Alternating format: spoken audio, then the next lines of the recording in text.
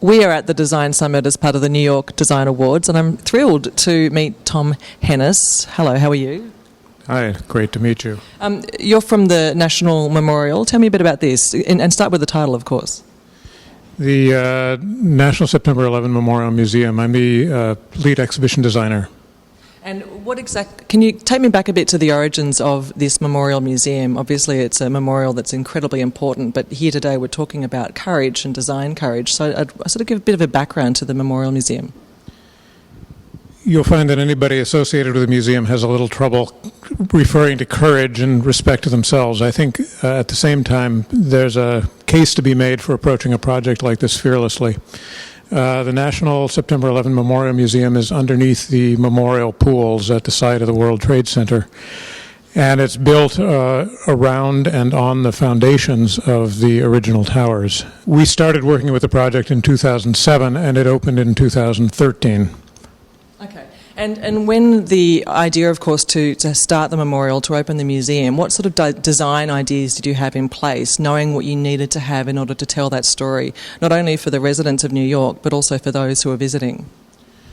There were some givens to the site that are archaeological, the basic footprints of the building. There were 80,000 square feet of artifacts that were pulled aside by the Port Authority from the wreckage and stored in Hangar 17 at Kennedy Airport. So the physical material of the exhibitions was kind of set in front of us. We knew what the palette was going to be. We hadn't made selections of the materials to be used. More importantly, we knew we were designing for in a place of extreme trauma, in a place of social trauma, social scale trauma. And the design had to, in some way, both enable people to re-experience aspects of 9/11, re-experience their own experience of 9/11, come back to the memories they already had of the events, but also not re-traumatize them, not incite further trauma from this event.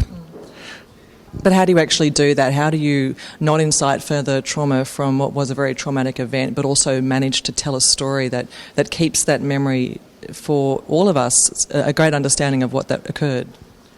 The entrance to the museum is down a very, very long sloping path that takes you from just below ground level to 70 feet below ground. Along that path, we invite people into their own memories of the event, not through violence, but through reminders, through the voices of people remembering how they experienced the event on the day, through images of people on the street, through an overlook on the site that lets you kind of get your bearings. That's an overlook from the balcony.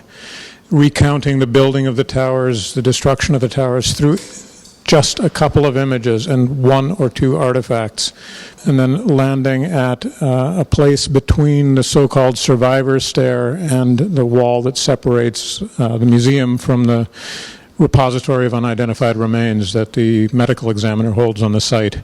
So this set of juxtapositions of things that people already know in some way that allow them to gently come into their own memories of the event and to land in a place that then gives them choices of where to go. It's a big open space. It's not crowded. It's not got the sounds. It's not recreating the event.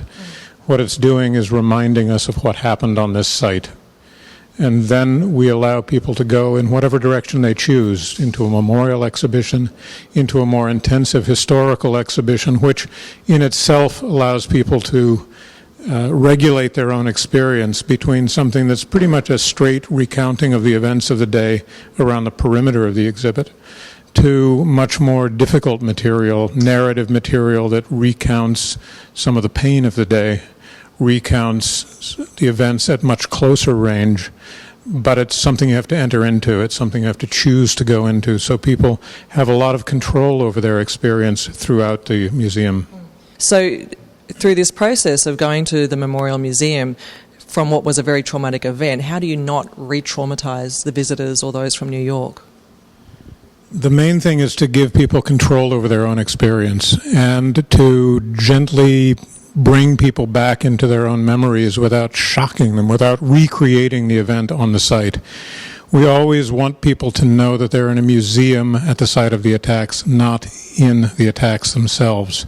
So this long ramp that leads people from just below ground level to 70 feet below ground, where the bulk of the exhibitry is, begins with the voices of people from around the world remembering where they were when they heard about the attack.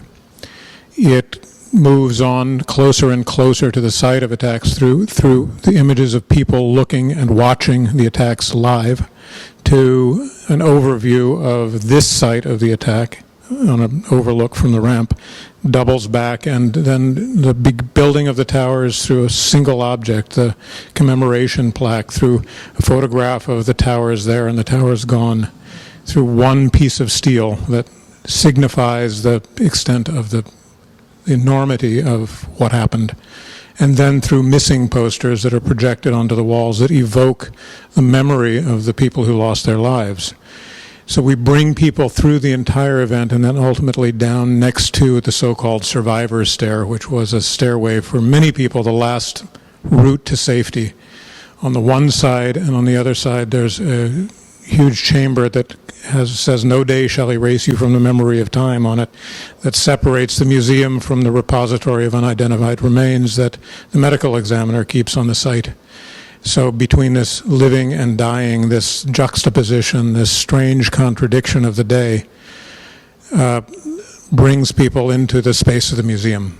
And then they have control over where they go, whether they go to a memorial exhibition, whether they go into the more intense historical exhibition, where even there they have the ability to sort of stay around the perimeter, which is more a timeline telling of the events of the day, or go deeper into the center of the exhibit, where much of the difficult material, the narrative material, the voices, the sounds, the experience of the day is played out.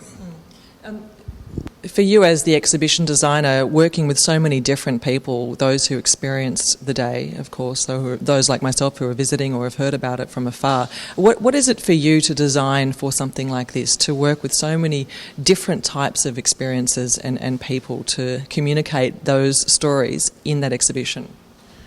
What's most important is to recognize that there are many legitimate differences in perspective in an event like this, just as there's a spectrum of legitimate perspective on how the world and this country, how people should behave after this event.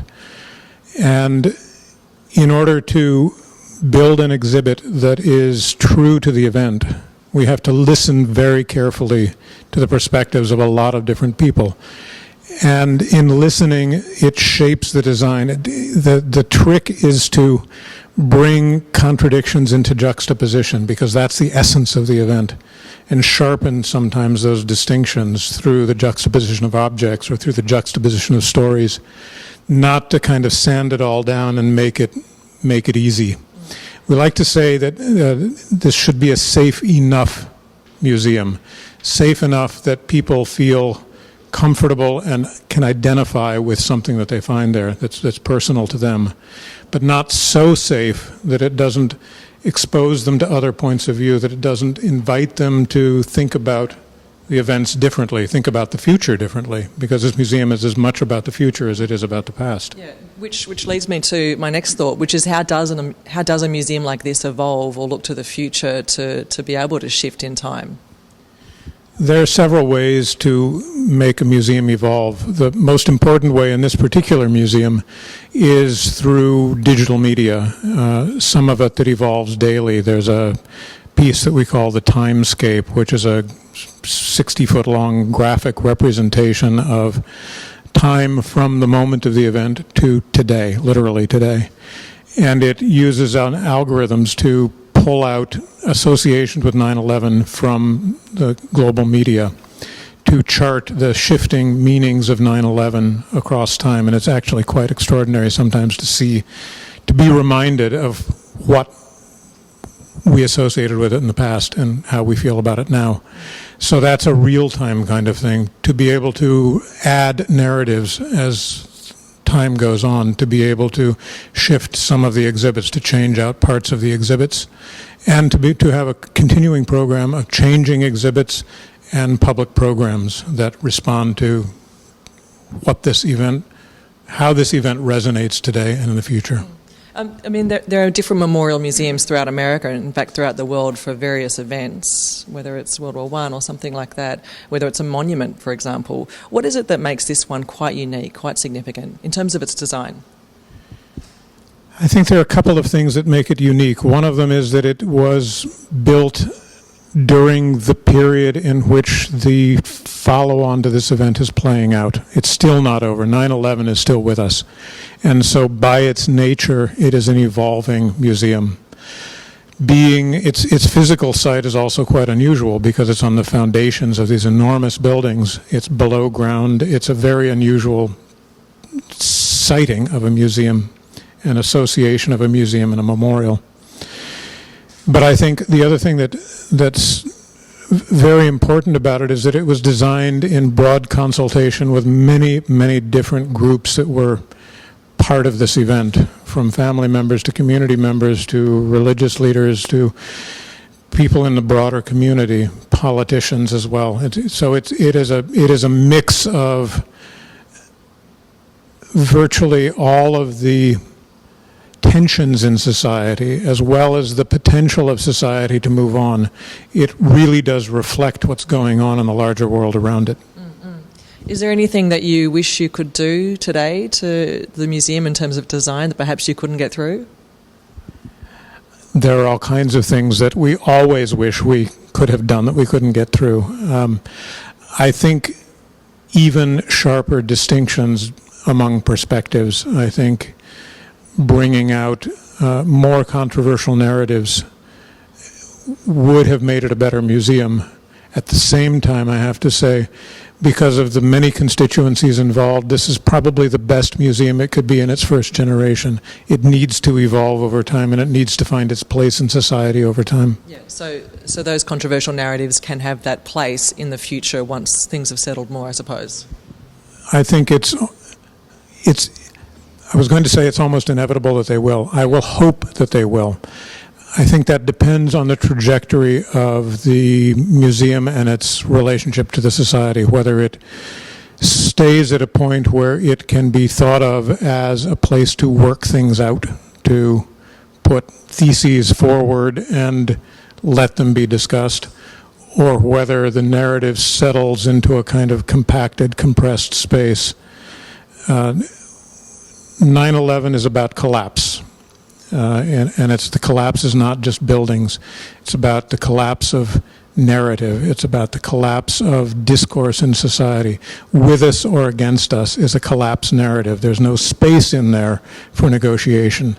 And so much of what we've tried to do in the museum is open up space to be able to walk around among these perspectives and find your own place within it. If that continues, I think the museum will grow and it will become a more vital part of society. Tom Hennis, thank you so much. It's great to speak with you. Thank you. It's been a pleasure.